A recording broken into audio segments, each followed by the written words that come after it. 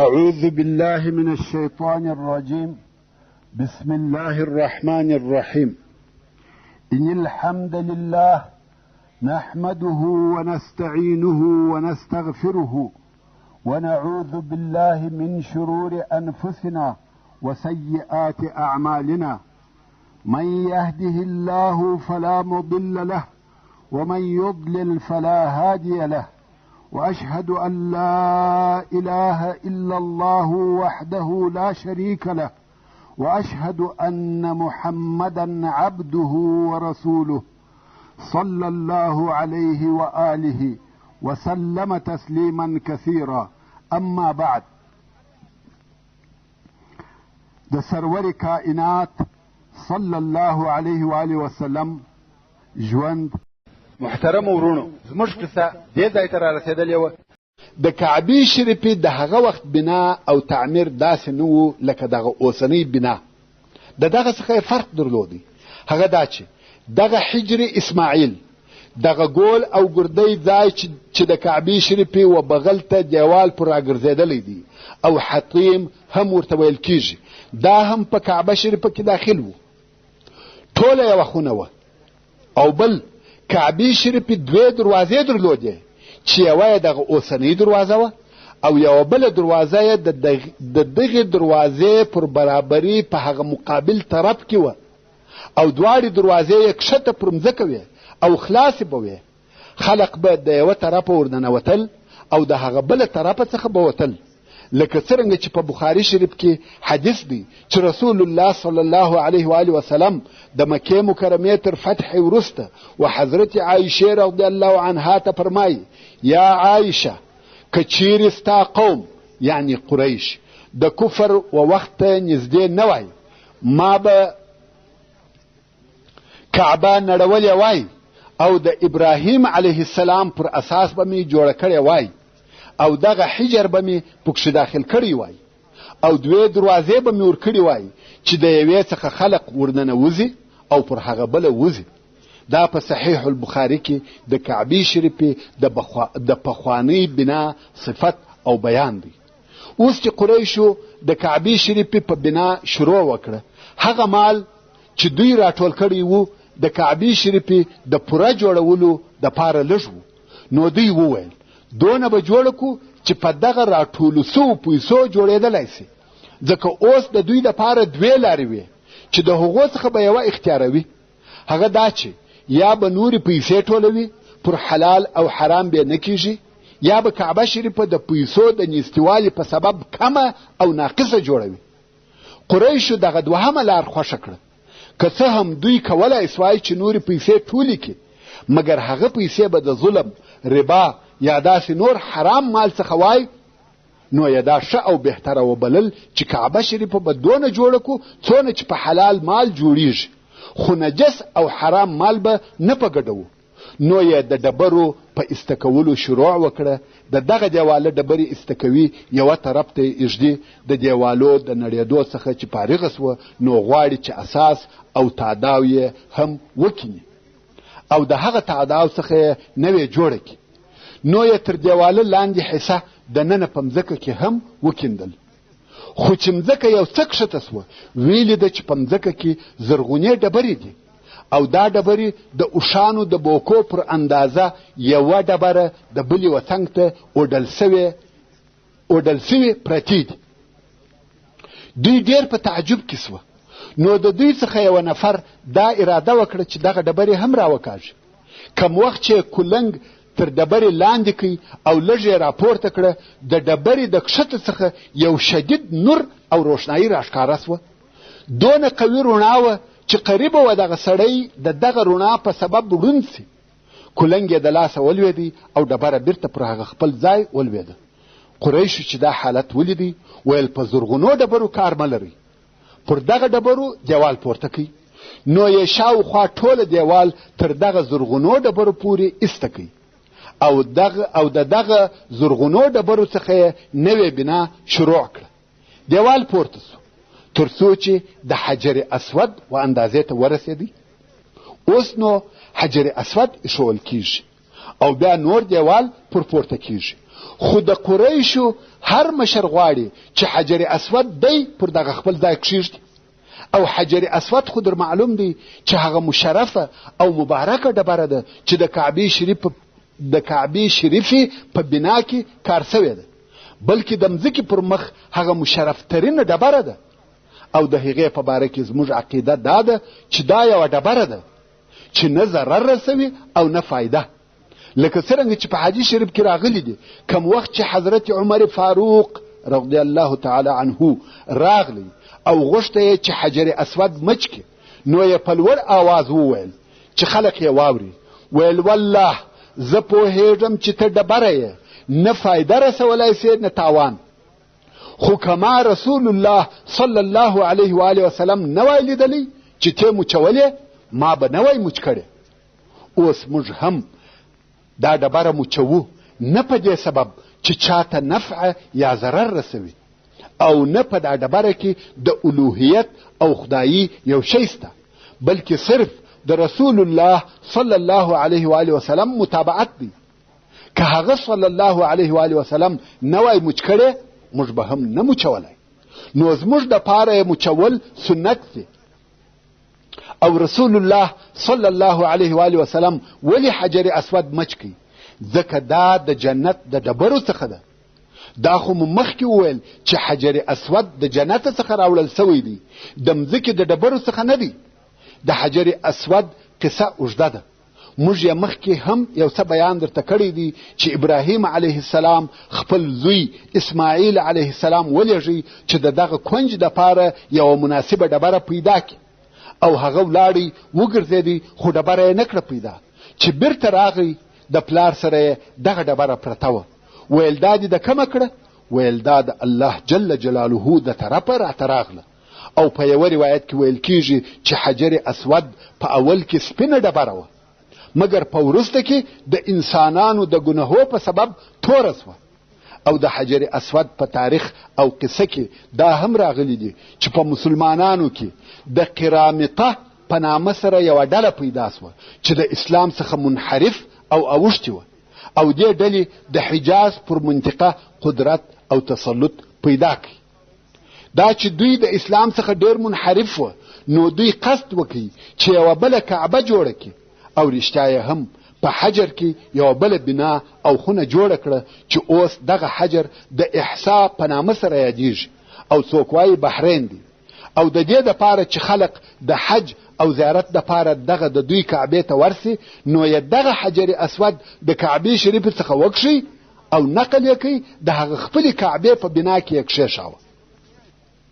او دغه حجر اسود د قرامطو په کعبه شریفه کې 80 کاله پاته سو، بل روایت وایي 20 کاله پاته سو، تر څو چې بیرته په واقعي مسلمانانو کې طاقت او قوت پیدا سو او حجر اسود یې بیرته د هغه ځای څخه را نقل کړي. مګر د قرامطه ډلې مات او ټوټه ټوټه کړي وو، نو که چا حجر اسود لیدلی وي په هغه کې یوه ټوټه اصلي حجر اسود دی، او نور په خپله حجر اسود نه دی، بلکې د عقیق د ډبرې اوړه دي چې د حجر اسود هغه کوچني ټوټې یې راټولې کړي دي او دغه د عقیقو په اوړو کې یې سره جمع کړي دي د پاره د دې چې سره یو ځای سي. خو واقعي حجر اسود فقط هغه یو تور داغ دی چې په دغه ځای کې معلومیږي. دا کار چې حجر اسود یې مات کړي د هغه قرامطه لعنت الله علیهم په واسطه وسو. بیرته قصې ته راځم. نو کم وخت چې قریش د کعبې شریفې په جوړولو کې د حجر اسود وځای ته ورسېده، اوس نو د قریشو د مشرانو څخه هر یو غواړي چې دی دغه ډبره پر هغه خپل ځای کښېږدي او دا شرف یې په نصیب سي. ځکه د حجر اسود ایښول داسې شرف دی چې په ټول ژوند کې د یو وار دپاره و دوی ته حاصلیږي. د حاجیانو سقایا یا رفاده داسې شرف دی چې هر کال مکرریږي، په هر کال کې سته، مګر دا شرف په عمر کې د یو وار دپاره دی. نو د قریشو هر شاخ غواړي چې دغه شرف د دوی نصیب سي، نه غواړي چې هغه بل شاخ یې کښېږدي. نو خود د قریشو په شاخو کې د حجر اسود پر ایښولو مقابله او نزاع شروع سوه. د عبدالدار اولاده چې د کعبې شریفې د حجابې یا پوښولو مسؤل و هغو وویل چې د کعبې شریفې حجابه یا پوښول زموږ وظیفه ده، نو حجر اسود هم په والله که بې له موږه بل څوک کښېږدي. نو یې د دغه قسم د تایید او تاکید دپاره د وینو څخه ډک یو لوښی راوړي او لاسونه یې په دغه وینو ولړل او بیا یې قسم وکړي چې حجر اسود به بې له موږ څخه بل څوک کښېنږدي مګر زموږ د وینو په تویولو سره، یعنې زموږ بې مرګه یې بل څوک نسي ایښولی. بني مخزوم چې دا حال ولیدی هغو هم د وینو ډک لوښی راوړي او لاسونه یې په ولړل او عینا دغه قسم یې یاد کړي. بني عدي ابن کعب چې د حضرت عمر فاروق رضی الله تعالی عنه قوم دی هغو هم د وینو لوښی راوړي او عینا دغه قسم یې یاد کړي. مسأله ډېره خطرناکه سوه، قریبه ده چې دا فتنه اور واخلي او په خپله قریش سره ووژني. د قریشو هر شاخ ځانونه د جنگ دپاره تیار او آماده کړي دي. ټولو قسم کړی دی چې حجر اسود به بې له موږ څخه بل څوک نه کښېږدي او نه یې ایښولی سي. ورونو دا د قریشو ژوند او حالت و. هره مسئله چې په هغه کې شرف او عزت وي دوی تیار او آماده دي چې د هغه شرف د حاصلولو دپاره خپل ځانونه قتل او قرباني کړي. کم وخت چې نورو خلقو د پیسو دپاره، د ښځو دپاره، د دینار او درهم دپاره جنګونه کول، خو د قریشو جنگ پر شرف او عزت و. په دغه خطرناک حالت کې د دوی په مابین کې یو هوښیار سړی پیدا سو چې تر ټولو قریشو په عمر زیات و. ویل کېږي چې په دغه وخت کې د ده عمر 100 کاله و او د دغه سړي نوم ابو امیه ابن مغیره و. نو ابو امیه ویل ای قومه پر چی خپل ځانونه بربادوي؟ که تاسې په خپل مابین کې سره وجنګېږئ د قریشو څخه به څوک پاته سي؟ تاسې د مکې سرداران یاست، که تاسې مړه سئ مکه به څوک اداره کوي؟ نو به د مکې د ادارې دپاره د باندې څخه خلق راځي. خلقو هم د ده خبره قبوله کړه او وعده یې وکړه چې د درېیم په فیصله به قناعت کوو. بیا یې د ابو امیه څخه پوښتنه وکړه چې څوک قاضي او فیصله کوونکی وټاکو. ابو امیه ویل ستاسې فیصله به هغه څوک درکوي کم چې دغه د بني شیبه د دروازې څخه اول را داخل سو، یعنی کم سړی چې د دغه دروازې څخه اول و حرم ته داخل سو حکم او فیصله و هغه ته پرېږدي. هر څه چې هغه نفر وویل هغه به قبلوي. ټولو خوښه کړه او په انتظار دي چې څوک به د دغه دروازې څخه راسي. الهي حکمت ته وګورئ. په دغه وخت کې خیر البشر محمد مصطفی صلی الله علیه و آله وسلم د بني شیبه د دروازې څخه و حرم ته ور داخل سو. ټولو نارې کړه الصادق الامین الصادق الامین، راضیو راضیو، یعنی دا څونه ښه کار وسو چې صادق الامین راغلی. هو موږ ټوله د ده په حکم او فیصله خوښ او راضیو. اوس نو یو لوی عقل پکار دی چې د دې فتنې فیصله وکړي. عقل او حکمت، دانایی او هوښیاري پکار ده چې د خلقو د مابین څخه خصومت او عداوت پورته کړي. قضا او حکم کول آسانه کار نه دی. د دغه قاضي هر خطا امکان لري چې د قریشو د جنگ او تباهی سبب وګرځي. دلته باید سړی د حکمت څخه کار واخلي او تاسې د رسول الله صلی الله علیه و آله وسلم ولوی حکمت ته وګورئ. کم وخت چې ورسول الله صلی الله علیه و آله وسلم ته حال وویل سو او د دوی د نزاع سبب خور معلوم و، نو یې خپل مبارک پټو د اوږو څخه ایسته کړي او پر ځمکه یې اوار کړي، د کعبې شریف څخه لرې، او حجر اسود یې په خپلو مبارکو لاسو پر دغه پټو کښېښاوه.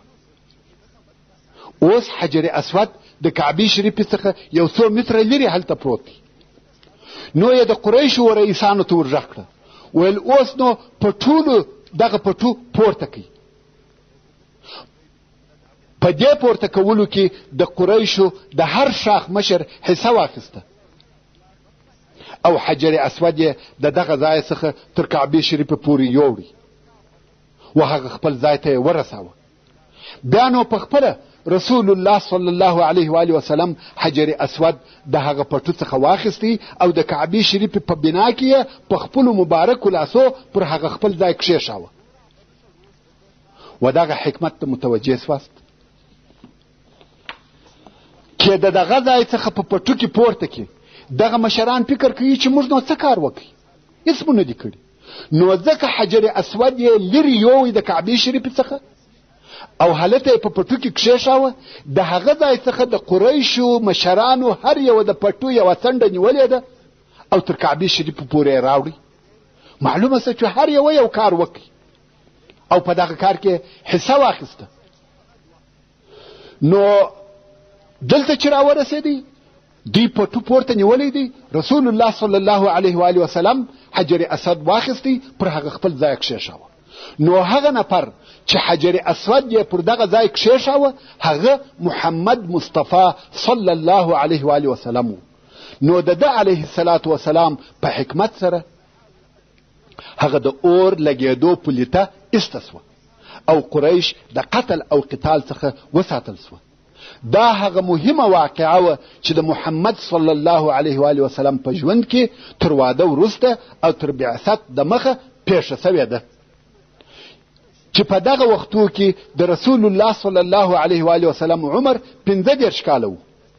نور نو رسول الله صلی الله علیه و آله وسلم په عادي ډول سره ژوند کاوه او کومه خاصه واقعه نه ده پیښه سوې.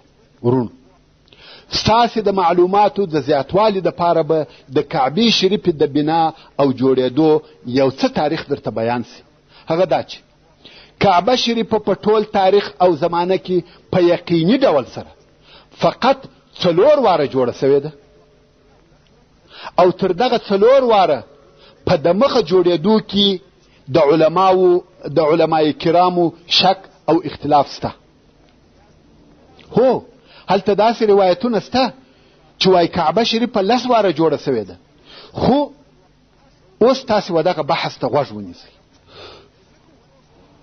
اول وار د کعبې شریفې جوړېدل هغه دي چې ابراهیم علیه السلام د خپل زوی اسماعیل علیه السلام په کومک سره جوړه کړه، چې دا هغه د الله عز وجل د امر پر ځای کول وه او دغه جوړېده په قرآن مجید او صحیح احادیثو سره ثابت دی.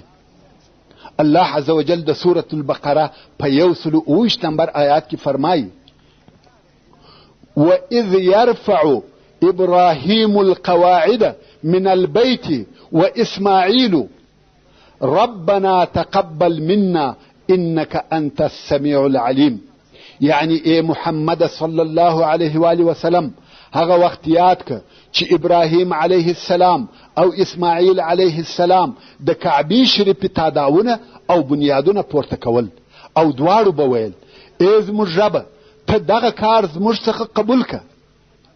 بېشکه چې هم ته یې ښه اورېدونکی او ښه پوهېدونکی، یعنی الهي ته دغه د کعبې شریفې جوړول زموږ څخه قبول که او ته د ټولو دعاوې اورې او د ټولو په نیتو پوهېږې.